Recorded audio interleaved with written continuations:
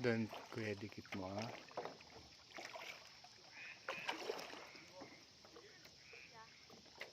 Follow us, guys.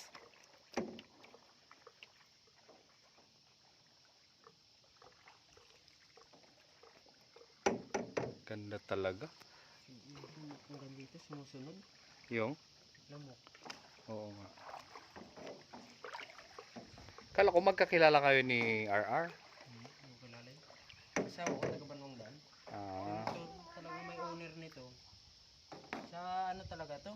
Sa ng asawa ko. Wala ngayon silang mga balin sa sayaw dito. Sino? Yan sila yung mga bantay dyan.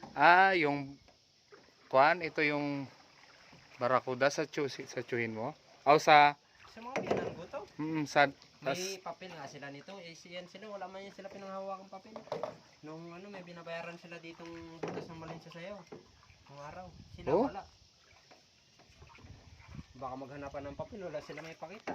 Kaya mo, no? Huwag ka na magalit. Sipsiak pa rin, gago.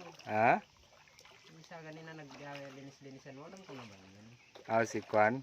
Mar. Ang hiram sa akin ganina kaya may mataas ang posisyon niya dito. May mga posisyon dito? Sabi ko, yan, kunin mo, limasan mo. Tapos niya yun, tawa siya. Ngayon, nakaganti, linis-linisan mo rin. Yung nakarang binara ko rin yan. Kanya linis-linisan mo rin dito. Sabi ko lang, hindi man ako watchman dito. Barado niya. Pero ikaw nagmamanage ng kayak? Oo, wala ko pakialam dyan sa room nyo dyan sa taas. Hindi man yan trabaho dito. Pero pag sa bayan, kala mo sino mga maamong aso. Ganun talaga.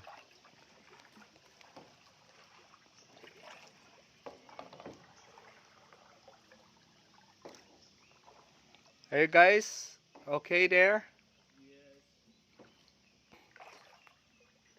Are you not allowed to go in the middle of the lake? No, we're going to the other side later. Kaya kilala mo rin mo. Sa ano lang, sa mukha. Sa pangalan, nakalimutan ko pangalan nila. Yung isa na yun, ngayon ko lang nakita. RR? Mabait man yun, hindi lang kayo nagkaintindihan. Tataka siya bakit. May kayak dito.